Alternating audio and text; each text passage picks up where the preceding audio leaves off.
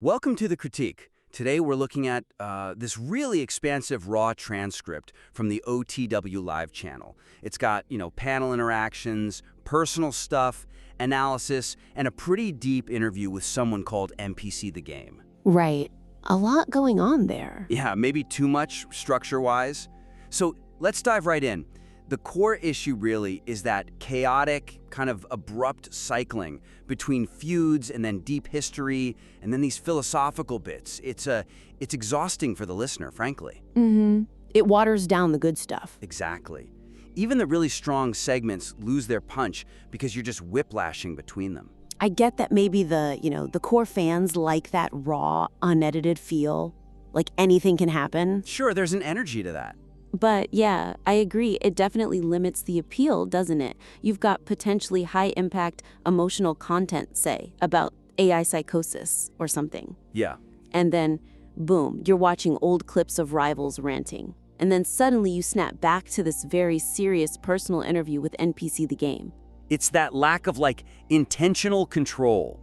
It makes the whole thing feel like this never-ending loop, Nothing really lands or gets fully explored before, poof, it's on to the next shiny object. Or the next distraction. Right. And it's not just the topic jumps, it's also how things are handled within the segments. That's where you lose people, I think. Like, you're in a serious discussion, maybe about projection or some really sensitive personal history, and it's going okay, and then the host just, steps away mid-conversation for a leak in a cookie. Yeah, that specific moment stood out. I mean, if the creators don't seem to be maintaining the focus or the emotional weight of a segment, why should the listener stay locked in? It sends a weird signal. So the fix here, we think, is really about implementing stronger, clearer emotional guardrails and better segment control overall. Treating them like actual chapters? Kind of? Yeah. Defined chapters where the host is actively managing the energy to fit what's being discussed, instead of just letting the panel's chaos dictate everything. Okay, but how do you do that without making it sound, sterile or overly formal? Part of the appeal is that rawness. It's not about being rigid. It's about being intentional. So for example, when you're shifting from that high-energy drama, like the Birdo thing or analyzing Moose's projection. Right, the intense stuff. And you're moving into that deep NPC interview, you need an explicit reset, a clear marker. Like what? Just a simple phrase, like, all right, everyone, we're shifting gears now. Panel, let's focus up for this next part. This is a dedicated deep dive. Something like that. Ah, okay. So you acknowledge the shift. Yeah, it re-anchors everybody, the panel and the audience, and signals that okay, this next bit matters in a different way. That handles the transitions, but what about protecting the actual content? Like that NPC history stuff, his mom's cancer battle, growing up poor. That's really powerful. Incredibly powerful, yeah. And right now, it just kind of gets dropped in almost casually, and it feels like it could be interrupted or derailed at any second. Totally. That kind of high-value, vulnerable content, it needs to be explicitly framed, contextualized as, this requires focus. The host needs to actively gatekeep that segment a bit, signal that interruptions aren't okay right now, let the story breathe. And what if a break is needed? Like real life happens. Then the return needs that same intentionality. If you pause the NPC interview, don't just jump back in with the next question cold. Right. Briefly recap where you were emotionally.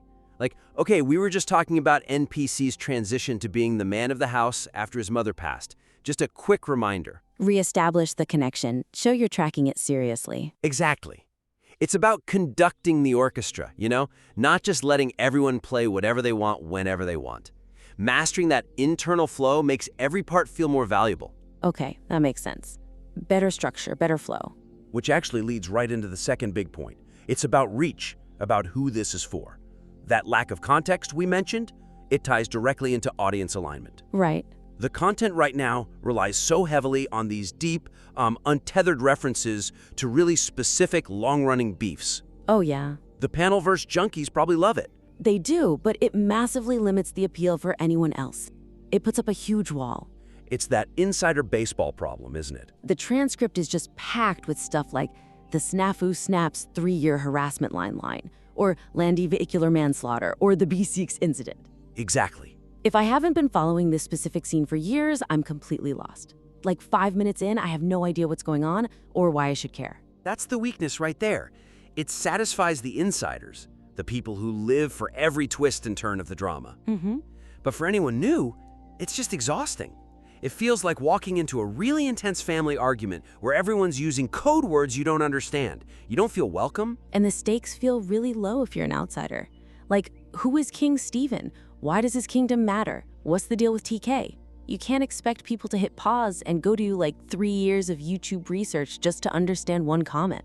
No way. So the suggestion, strategically, is to find ways to contextualize these feuds. Frame them as relatable examples of bigger issues.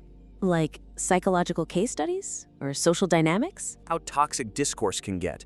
That way, even if someone doesn't know the specific history, they can still get value from the analysis.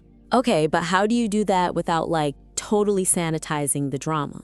The specificity is part of the energy. You don't want to lose that bite by making it too general.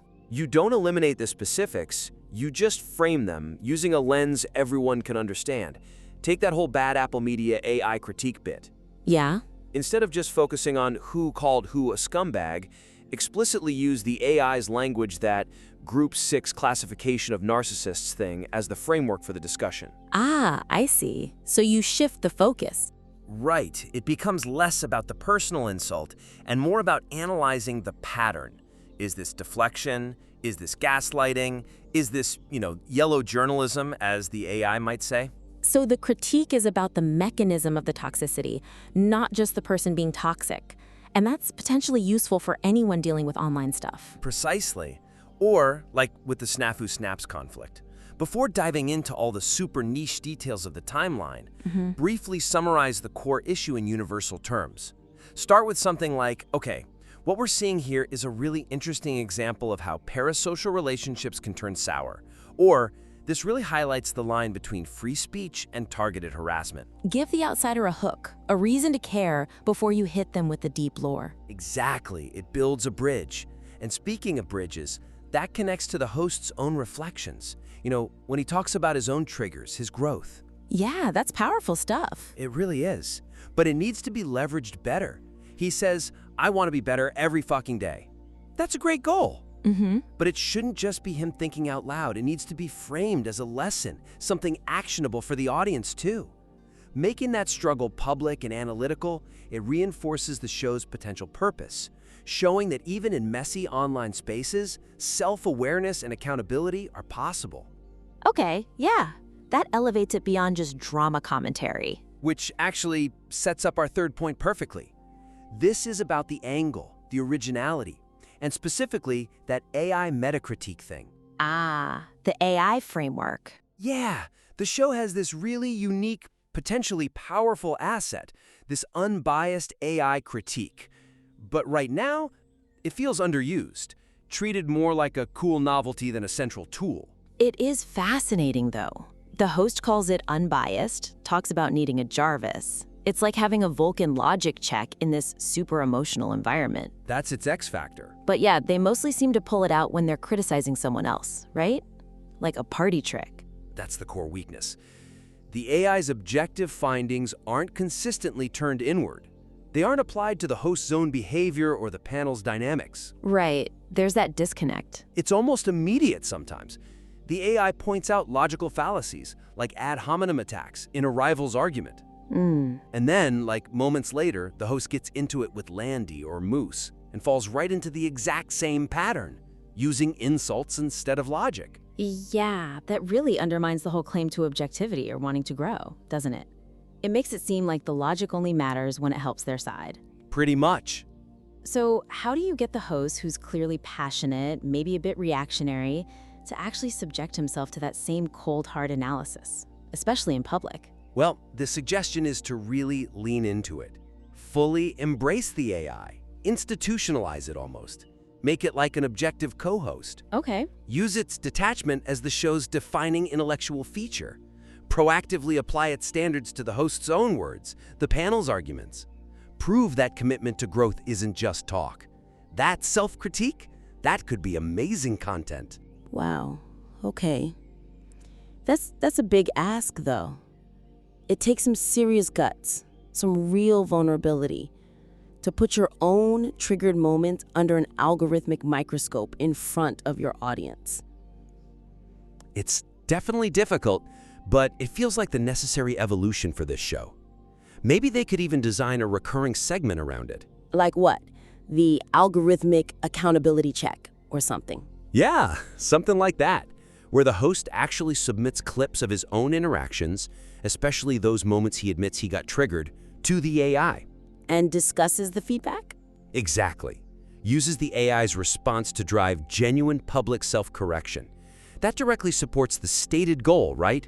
Conducting oneself in a more honorable way. That would make the show way more than just commentary. It becomes almost like a live experiment in improving discourse. Totally. Think about that argument with Landy about trying or editing, instead of just escalating. Imagine the host pausing and saying, hang on, let's apply the framework here. If the AI were listening, would it call what I just said an ad hominem attack, or is it actually backed by evidence? Wow, that changes the whole dynamic. It shifts from just trying to win the argument emotionally to analyzing the quality of the argument itself, using logic. And the host himself said he can accept AI critique because it's unbiased. That insight is key. It has to be the unique selling proposition. This is the place where the drama gets filtered through an objective lens. That distance, that analysis, it creates a kind of authority and seriousness that, frankly, nobody else in that space seems to have. Okay, I see the potential there. It's about taking that raw energy and that unique tool and adding layers of structure and self-awareness. Exactly. That's the path to really maximizing the impact here. The raw material is potent, the meta-commentary is interesting, but it needs that guidance. Right. So, to wrap things up then, we're recommending focus on 3 main areas. First is refining that structure and flow. Yeah, using intentional segment control, clear emotional transitions, thinking in chapters. Second, broadening the audience alignment. By consistently contextualizing the niche stuff, linking it to universal themes, making it accessible, building those bridges. And finally, really leaning into the AI metacritique. Absolutely. Making it a central, objective tool, not just for critiquing others, but crucially for self-analysis and demonstrating that commitment to growth and accountability, using it on the host himself. Implement those suggestions, and we think this material can move from being raw and chaotic to something really structured, engaging, and quite profound.